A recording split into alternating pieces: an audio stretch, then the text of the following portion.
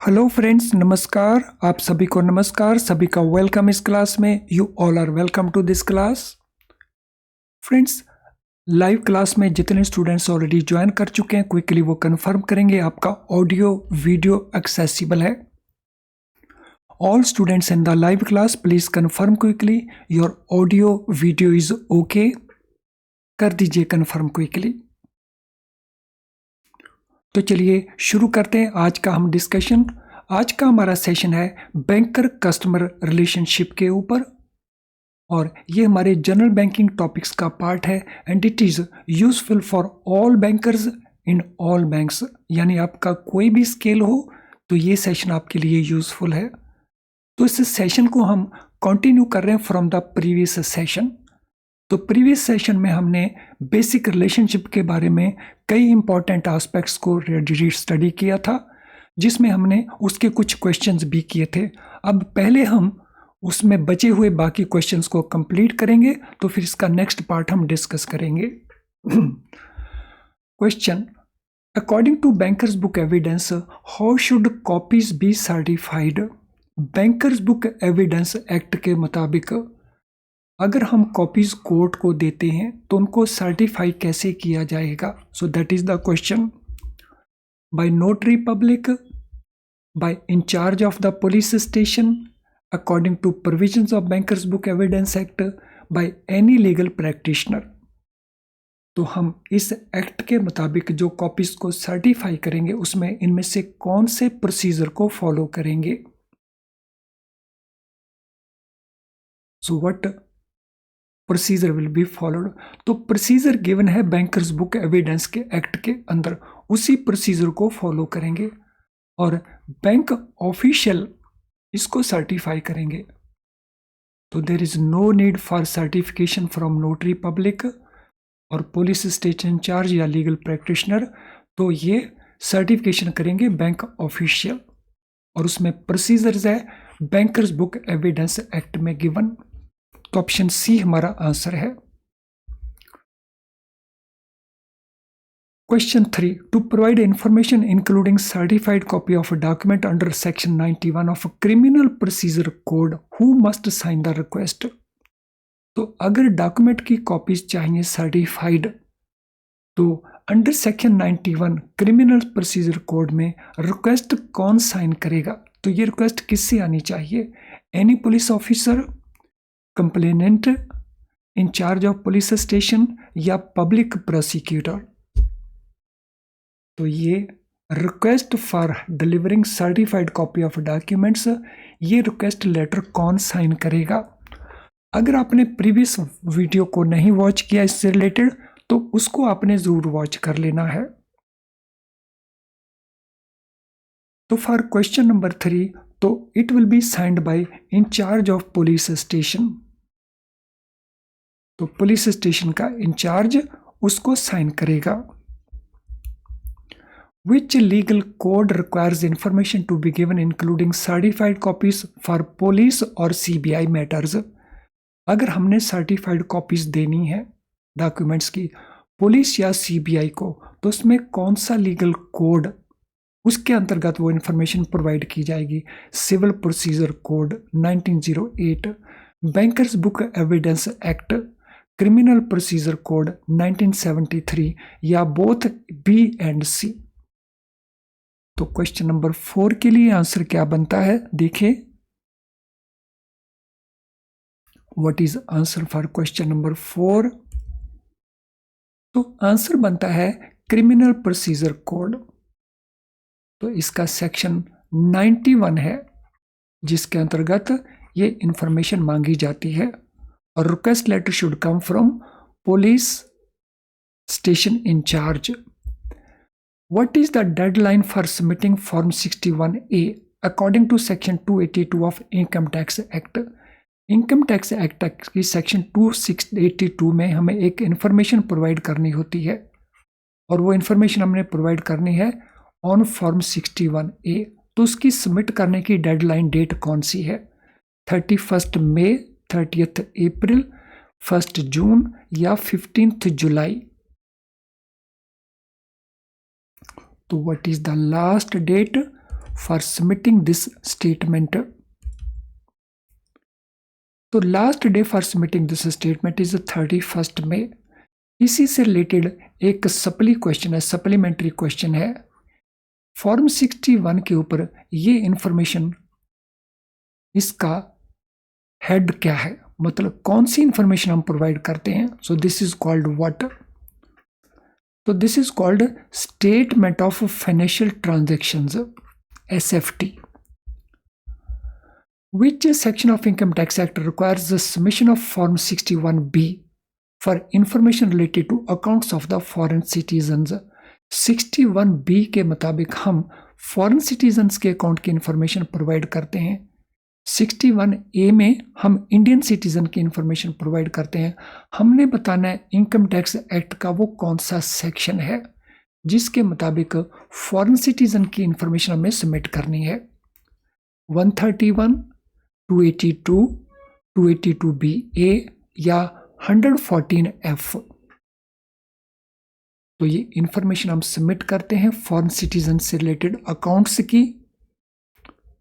तो question number 2 के लिए what shall be the answer?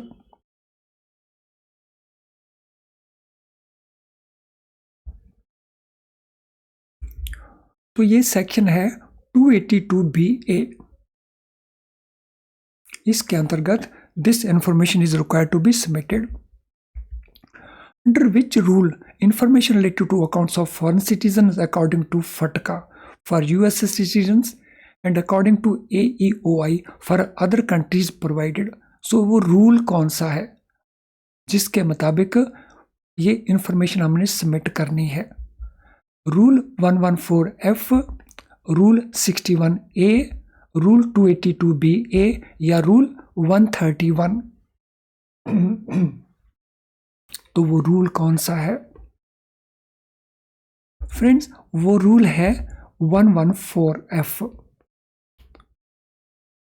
तो इस रूल के अंतर्गत दिस इंफॉर्मेशन अंडर फटका एंड अंडर AEOI सबमिट होती है।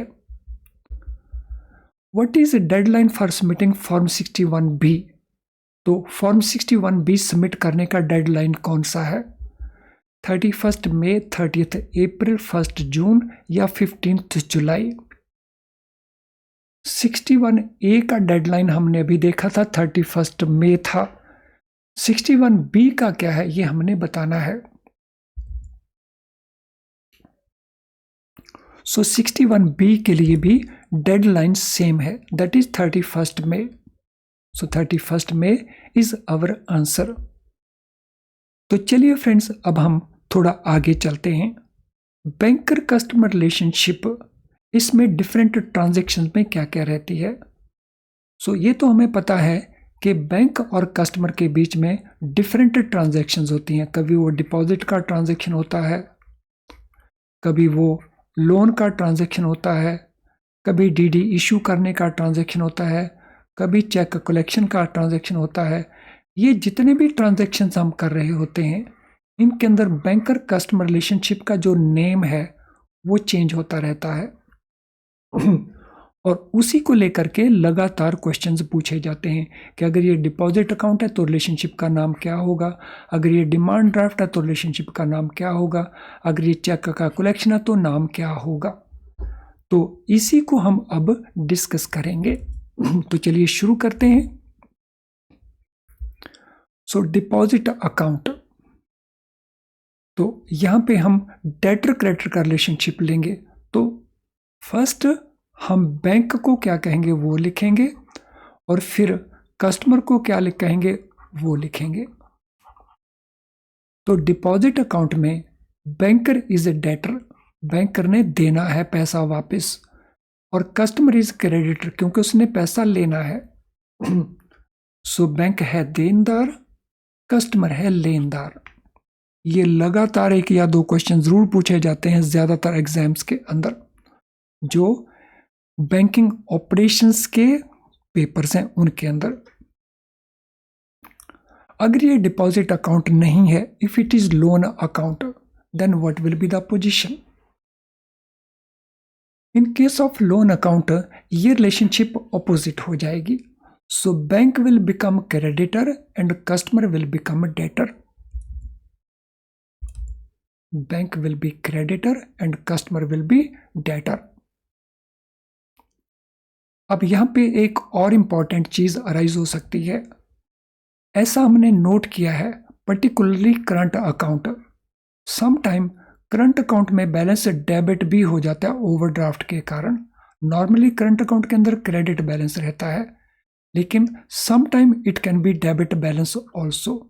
सिमिलरली लोन अकाउंट में अगर वो कैश क्रेडिट अकाउंट है, normally balance is debit balance, but some time there can be credit balance also. So current account में अगर डेबिट बैलेंस आ जाता है तो रिलेशनशिप लोन अकाउंट वाली बन जाएगी, और जब वो क्रेडिट बैलेंस रहता है तो रिलेशनशिप डिपॉजिट अकाउंट वाली रहेगी. इसी तरह से ही कैश क्रेडिट या ओवरड्राफ्ट अकाउंट में अगर बैलेंस डेबिट है तो रिलेशनशिप लोन वाली रहेगी, और अगर बैलेंस टेम्परेरी बेसिस के ऊपर क्रेडिट हो जाए तो डिपॉजिट अकाउंट वाली रिलेशनशिप उस पीरियड के लिए रहेगी. I hope this part is very very clear.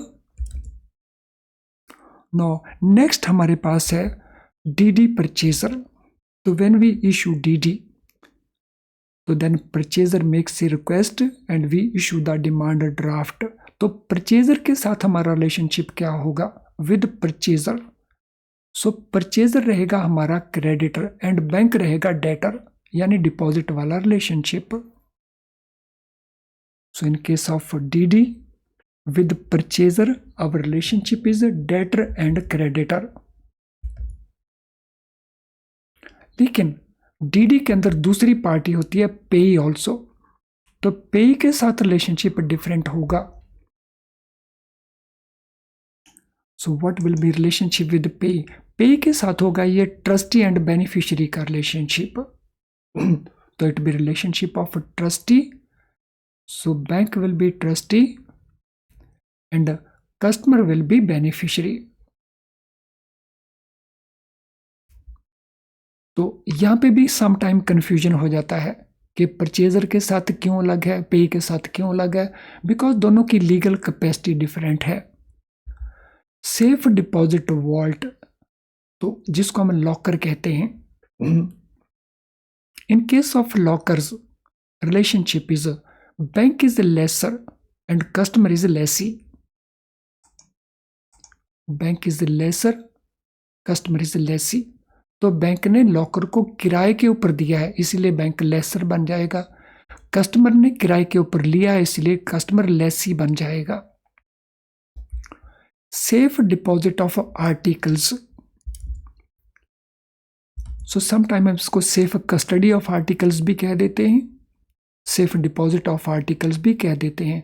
जब कोई कस्टमर अपने वैल्यूएबल आर्टिकल्स बैंक को हैंड ओवर करता है, लॉकर के अंदर बैंक को होल्ड नहीं करता, बैंक को हैंड ओवर नहीं किए जाते लॉकर के अंदर.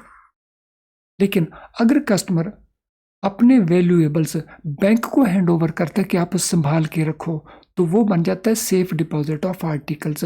इसमें बैंक बनता है बेली, कस्टमर बनता है बेलर. बैंक इज बेली, यानी उन आर्टिकल्स को रिसीव करने वाला, और कस्टमर बनता है बेलर, यानी उन आर्टिकल्स को डिलीवर करने वाला. बेलर होता है डिलीवर करने वाला person. Articles left by mistake, अगर कस्टमर अपना बैग भूल जाता है बैंक प्रीमिसेस के अंदर गलती से, तो रिलेशनशिप अलग है. अगर वो हैंड ओवर करके जाता है तो रिलेशनशिप बेली बेलर का था. अगर वो बाय मिस्टेक छोड़ जाता है तो ट्रस्टी बेनिफिशियरी का रिलेशनशिप है, यानी अमानत की बात आ गई है. तो बैंक पे पास कस्टमर का अमानत है, और जब अमानत की बात आती है तो फिर ट्रस्टी बन जाता है बैंक, और कस्टमर बन जाता है उस अमानत का beneficiary.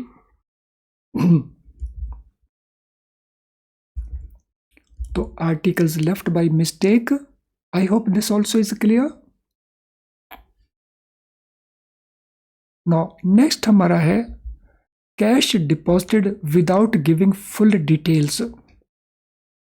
if cash is deposited by customer by providing complete details। अभी तो आजकल इसकी पॉसिबिलिटीज कम रह गई हैं क्योंकि हमारा सिस्टम सब कुछ डिमांड करता है, लेकिन मैनुअल सिस्टम के it use to be happening. So cash deposited without giving full particulars, तो what we do in that case, हम उस अमाउंट को मैनुअल सिस्टम के अंदर सन्ड्रीज अकाउंट में क्रेडिट कर देते थे। तो जब तक वो पैसा सन्ड्रीज अकाउंट में पड़ा रहता था तो रिलेशनशिप क्या थी, ट्रस्टी एंड बेनिफिशियरी की, यानी वो कस्टमर की अमानत हमारे पास थी। तो relationship is that of trustee and beneficiary. इन सभी में से एक या दो क्वेश्चंस लगातार पूछे जा चुके हैं, इसलिए इनको काफी केयरफुली आपने कर लेना है। तो थोड़ा सा फीडबैक दे दीजिए क्लास कैसी चल रही है, और फीडबैक आप कमेंट बॉक्स में दे देना। इस वीडियो का कमेंट बॉक्स है तो वहां पे फीडबैक दे दीजिए कि क्लास कैसी आपको लग रही है। Is it some value addition, क्या इसमें कोई वैल्यू एडिशन हो रहा है? तो अगर वैल्यू एडिशन है तो लिख दीजिए lot of value addition is taking place, और साथ में आपको वहीं पे लाइक का बटन भी मिलेगा, उसको भी पुश कर देना, सो दैट यूट्यूब ज्यादा से ज्यादा लोगों को इस वीडियो को दिखाने की कोशिश करता है। फिर तो नेक्स्ट, चेक कलेक्शन के केस में, अगर ये मामला चेक कलेक्शन का है तो चेक कलेक्शन में bank is agent and customer is principal.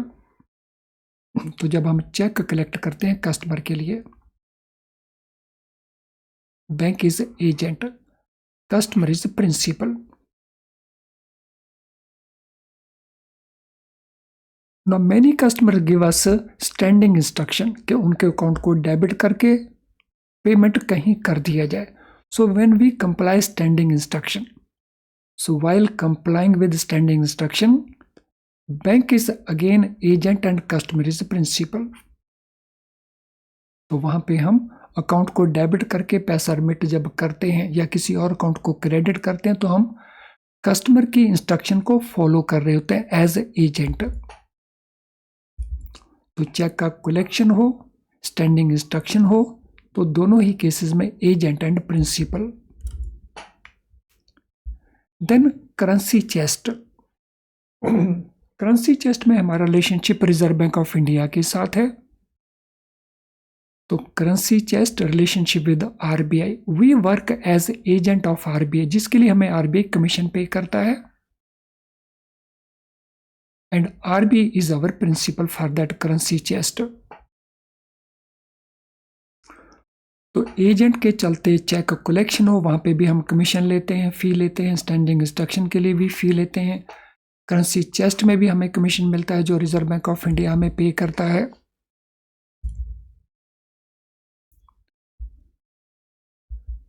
तो अब हम जो लोन में डिफरेंट चार्जेस हैं उनकी में रिलेशनशिप क्या क्या बनती है उसको देखेंगे। तो इन केस ऑफ लोन्स जो डिफरेंट चार्जेस हैं तो वहां पे रिलेशनशिप क्या है। तो अगर ये चार्ज प्लेज चार्ज है तो बैंक बिकम्स पॉनी, जिसको हम प्लेजी कहते हैं, और कस्टमर बिकम्स पॉनर, जिसको हम प्लेजर कहते हैं।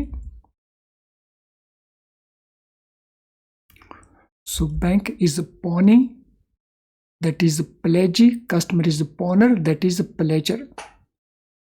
और प्लेज की एक अच्छी एग्जांपल है हमारे gold loan. So when we give loan against gold, तो रिलेशनशिप कौन सा है गोल्ड लोन के अंदर, पॉनी एंड पॉनर का रिलेशनशिप। नाउ अगर ये चार्ज हाइपोथिकेशन है,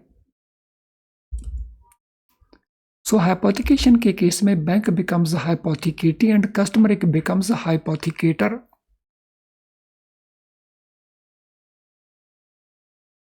और हाइपोथिकेशन का एग्जांपल हम दे सकते हैं व्हीकल लोन के अंदर, मशीनरी लोन के अंदर, कंज्यूमर ड्यूरेबल लोन्स के अंदर। तो वहां पे हम उनको हाइपोथिकेट करवाते हैं, तो उस केस में हम बन जाते हैं हाइपोथिकेटी, कस्टमर बन जाता है हाइपोथिकेटर। असाइनमेंट के केस में अगर ये चार्ज असाइनमेंट है सो जैसे बैंक FDR होता है, तो बैंक कहलवाता है assignee and customer is known as assignor. तो loan against bank FD, loan against life insurance policy, loan against national saving certificate, so we become assignee and customer becomes assigner.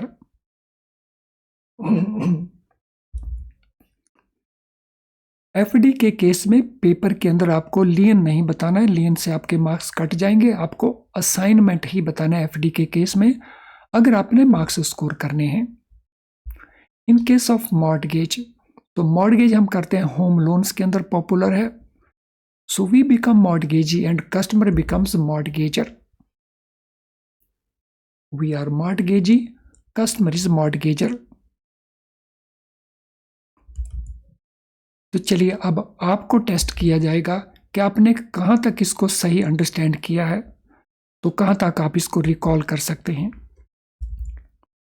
तो चलिए अब हम देखते हैं इनके रिलेटेड क्वेश्चंस को। First question, relationship establish in case of deposit accounts. Deposit account में ये रिलेशनशिप क्या बनता है?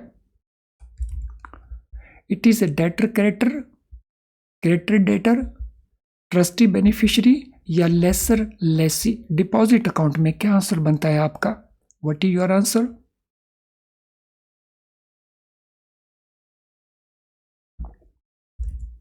सो it is debtor creditor in case of deposits, debtor creditor. Second question, in loan account relationship between parties is debtor creditor, creditor debtor, trustee beneficiary या lessor lessee. Loan accounts के अंदर not difficult at all, so it is creditor and debtor. Bank is creditor and customer is a debtor. Next question,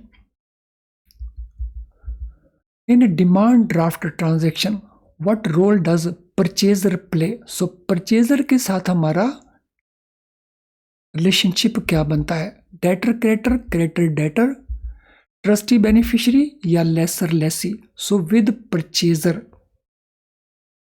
purchaser के साथ relationship क्या बनता है? तो purchasers के साथ वही रिलेशनशिप है जो डिपॉजिट के केस में, that is debtor and creditor. Relationship between DD पेई एंड पार्टीज इन्वॉल्व। सो यहाँ पे पार्टी इन्वॉल्व मीन बैंक, तो DD पेई और बैंक के बीच में क्या रिलेशनशिप है? Debtor creditor, creditor debtor, trustee beneficiary या lessor lessee. Question number 4। So relationship with payee of the demand draft, demand draft के पेई के साथ रिलेशनशिप क्या है? सो पे के साथ रिलेशनशिप हमारी है ट्रस्टी एंड बेनिफिशियरी की। So we are trustee for the payee and payee is beneficiary of that DD's amount. What relationship is formed in case of safe deposit vault, जिसको हम लॉकर कहते हैं। सो अगर ये लॉकर का ट्रांजेक्शन है, अगर हमने लॉकर कस्टमर को रेंट पे दिया है, तो रिलेशनशिप कौन सा बनता है? Debtor creditor, creditor debtor, trustee beneficiary, lessor lessee. तो क्या रिलेशनशिप बनता है लॉकर के केस में? What is the relationship? तो लॉकर के केस में ये रिलेशनशिप है लेसर लेसी की, तो ऑप्शन डी हमारा आंसर है। In safe deposit of articles what relationship is between the parties. Safe deposit of articles के केस में क्या रिलेशनशिप होता है बैंकर कस्टमर के बीच में? It is debtor creditor, it is creditor debtor, it is bailee bailor, it is lessor lessee in case of safe deposit of articles. So what is the relationship in this case? So this relationship is Bailey-Baylor. So option C is our answer.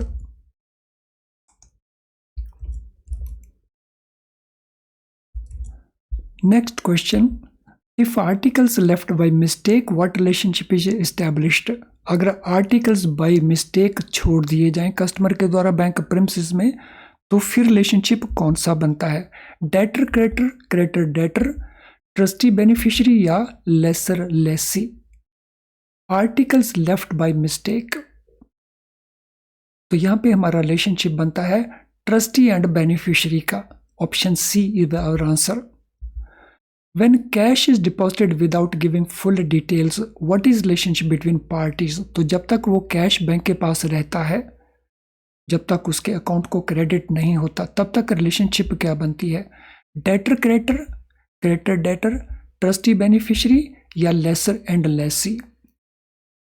So cash deposited without giving full details.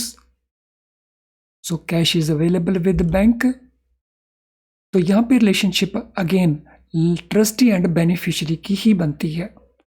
So bank is a trustee and customer is a beneficiary. What are parties involve in pledge? So pledge के अंदर parties कौन कौन सी हैं, यानी pledge के अंदर कौन सी रिलेशनशिप बनती है?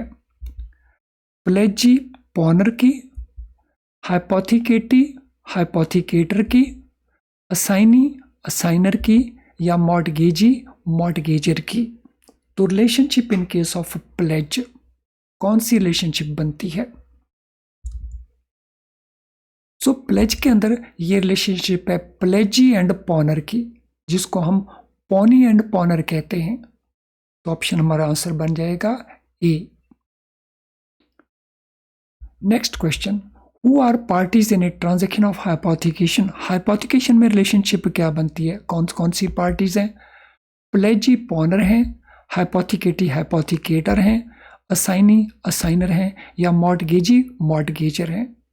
तो जैसा उसका नाम है हाइपोथिकेशन है, तो हाइपोथिकेटी हाइपोथिकेटर बनेंगे। हाइपोथिकेटी एंड हाइपोथिकेटर बनेंगे। Friend, before we go to the next question, so this is important information for you. Free live class, is it enough to pass the exam?